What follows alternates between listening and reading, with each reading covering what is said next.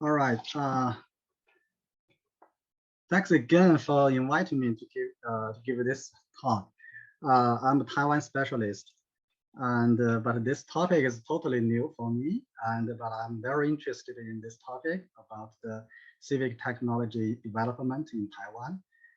This is a very preliminary study, and in this study, I asked the question whether the civic tech development model in Taiwan has been shifting from a society-driven to government and society co-driven model. So my preliminary answer is yes, and I'll show you some evidence for this model shift. All right, first let's see some highlights of Taiwan civic tech development. Let's start with the Gov0, and I think many of you have known it. It was established in 2012 in Taiwan. It is the largest civic tech community in Taiwan, also one of the largest civic tech community in the world, at least on the GitHub. From this, some statistics about the Gov0, you can see that they have organized 4 international summits. They have organized 46 hackathons, and also they have been doing 757 projects. So it's quite a fruitful organization. And also from here, we can see that this is the statistics from the GitHub. You can see that here, the Taiwan's Gov0 is actually quite large, comparable to the to here, the Code for America. Yeah. All right. From the Gov0 and from other civic tech community in Taiwan emerged this very famous, popular civic technologist whose name is Audrey Tang. I think many of you know her. She was born in 1981, so she is still quite young. Now she's the first digital minister of Taiwan. She joined the government in 2016 here, 2016. But before that, she was the leading figure in Taiwan's civic tech development. She was, one of the founders of the Gov0, of V Taiwan, etc., etc. So she's the key person.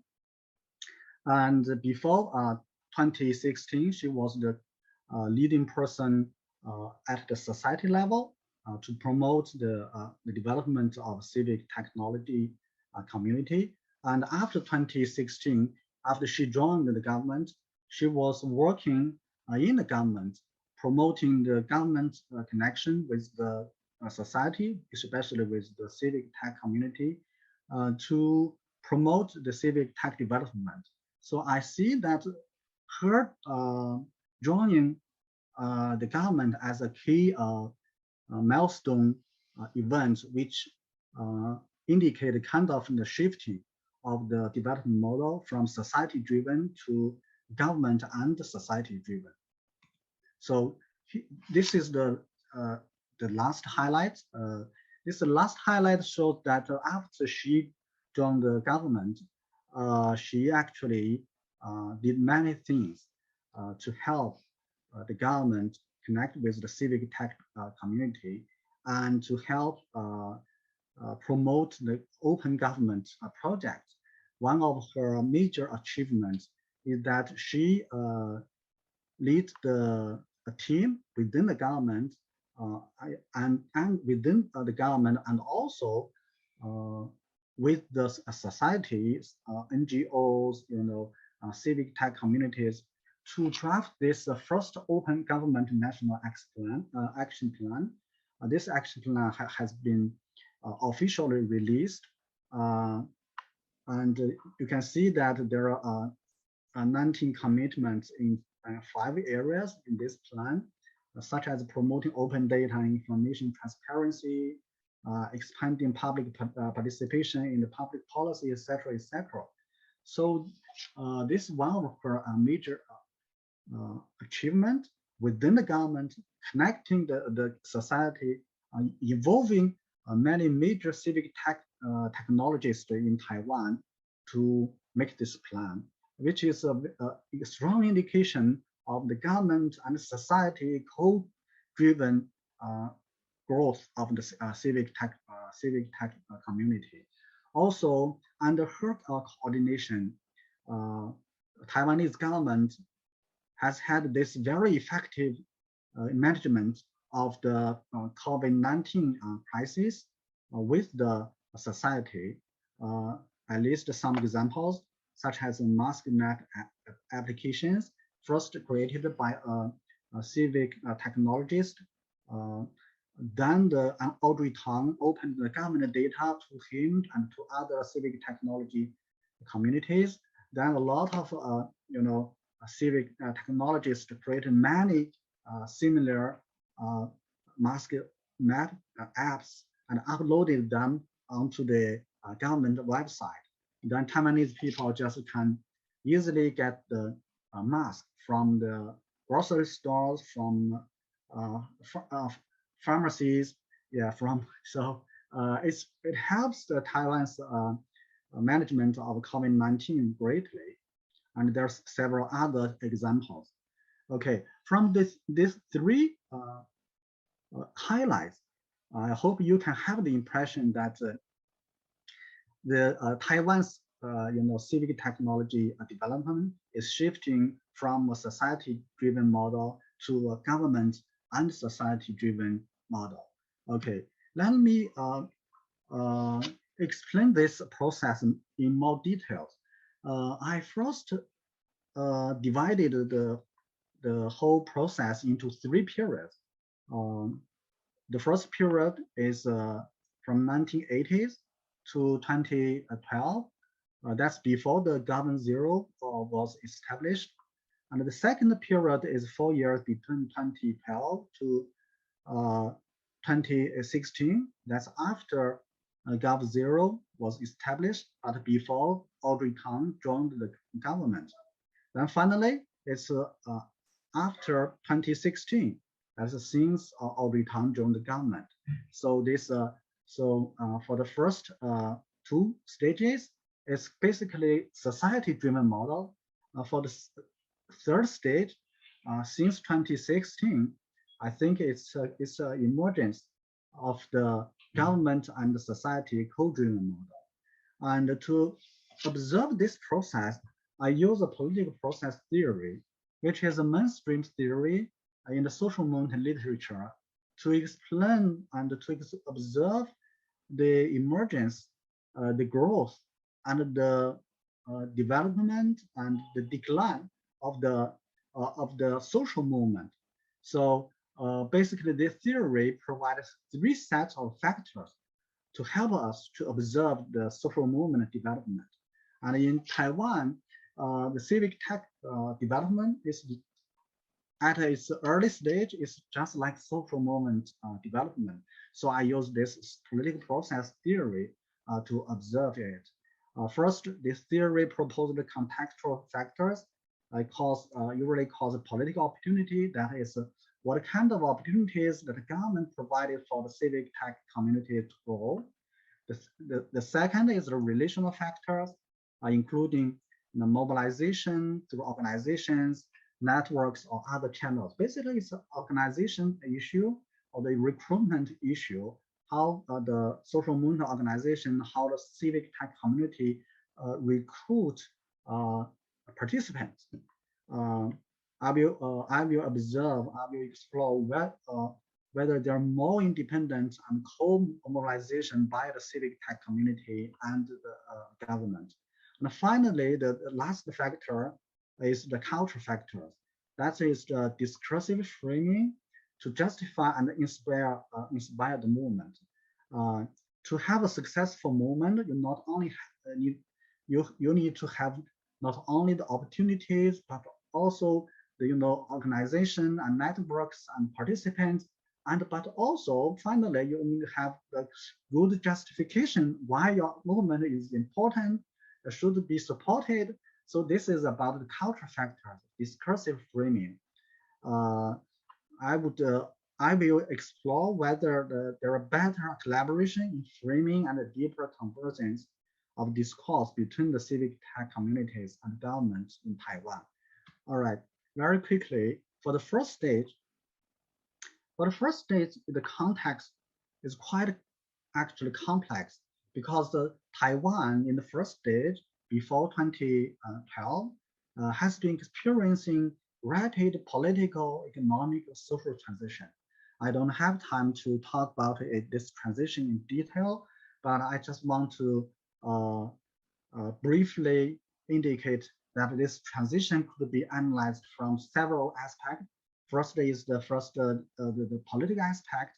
That is Taiwan has been experiencing democratization and democratic consolidation, such as in 1986, the first opposition party was established. That was DPP, the Democratic Progressive Party. In 1996, Taiwan had its first popular presidential election, and in 2000, Taiwan had the first regime change from KMT, the old one-party rule, to the DPP, this new opposition party. And then in 2008, there's another regime change from the DPP to the KMT. That is KMT returned to power. So politically speaking, this is a very unstable period because of the democratization and the democratic consolidation. But interestingly, during this period, almost all the aspects of the Taiwan's governance has been improving, except for the political stability. This is according to the World Bank's governance indicator. You can see the indicator shows very clearly that Taiwan's governance level improved constantly, except for its political stability. This is the first very important context. The second is about economy. Taiwan's economy, after miracle kind of economic miracles for 3 decades, it went into this post-development period with a lot of social issues, which is common for many developed world. Many social issues, pollution, the social welfare issues, social justice issues, and then also along these issues, along with the democratization, there is a rising civil society, internet, and digital society in Taiwan. And this society, the Taiwanese society, is very resistant. It's very resisting against the government, against the establishment. This is the context from the society level. And finally, the context about the government opportunity, the government, under the pressure of the society resistance and protest, the government has been trying to open itself to the society, trying to adopt more social opinions in their governance. For example, they established e-government program, and they required citizen participation in their administrative procedure law, and they also passed the freedom of government information law, which is very helpful for the civic technology development in Taiwan. Okay, after the context, after you understand the context, you probably want to understand the organizations and mobilization of civic technology in Taiwan during that period of time. During that period of time, the open source communities have kind of gone into the Taiwanese society, like in first in 1995, and they also have this Yahoo Open Hack Day, first in 2008. This shows that uh, before the establishment of Gov0, there already have a lot of networks of civic technologies, or we can call it hacker networks. So what about the framing? Framing, because of this civic tech communities learn from the Western mature democracies about the hackers' skills, cultures, and the hacker culture is very democratized, is very pro-democracy, pro-freedom. So actually, within Taiwan's civic tech communities, it's just like a democracy forerunners in Taiwan. All right, this is the first stage. The second stage, which is the most, I think, is most important stage Sorry. for the civic. Sorry to interrupt. Can you wrap up in 3 minutes? In 3 minutes. Yes. All right. Okay. For the second stage is that the context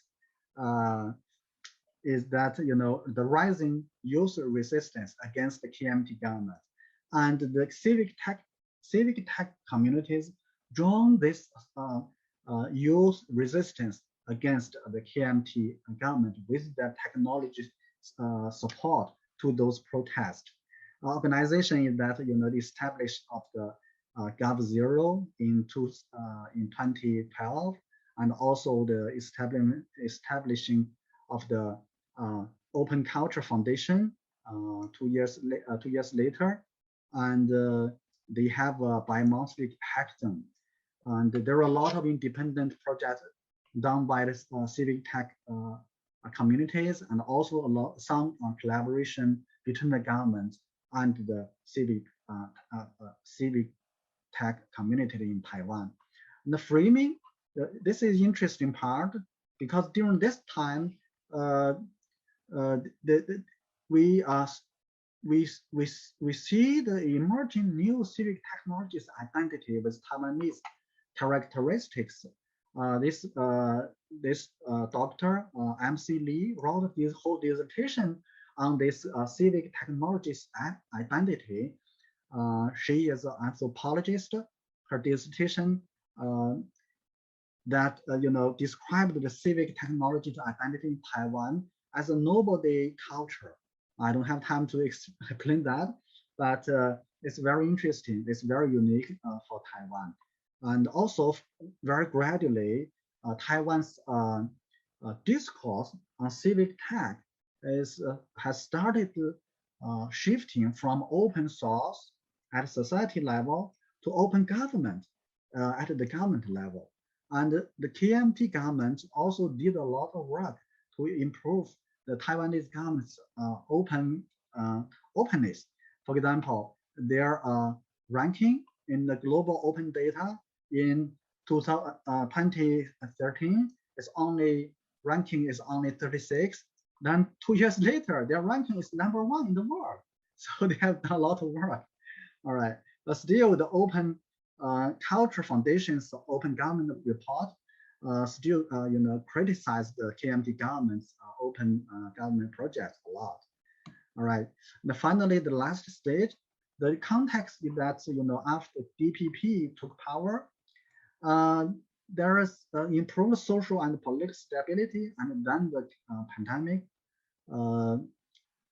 So basically, on the organization and mobilization side, a main event, as Taiwan has presented about the Taiwan case. In Taiwan, is very similarly the case that civic technology communities work with the government closely to manage manage the pandemic very well. And because the Audrey Tang joined the government, because her introduction of this government society co-driven model to the world, to the international media, Taiwan's international publicity has been rising. Of course, its publicity, international publicity rise also due to other factors. But Audrey Tang's introduction, Audrey Tang's presentation about the Taiwan case are really a big contributor to the rising international publicity of Taiwan. The framing is that even the digital democracy of Taiwan started contributing to Taiwan's national identity in the international community against another kind of negative example of China's authoritarian digital authoritarianism. So, okay, I don't have time to explain this in more details. But okay, finally, some theoretical policy-related reflections on adaptability. My observation of the Taiwanese case is that, I think civic tech communities in Taiwan, also in other countries, in different contexts, has this relatively higher adaptability than other social movement organizations or social movement sectors, actually. So this is one of the major reasons why it thrives in different contexts, in different government-society relations. It could thrive in Taiwan, in Japan, even in China, in a kind of authoritarian country. Okay, but I have other reflections on this Taiwan case, but I don't have time. Okay, that's all. Thank you for your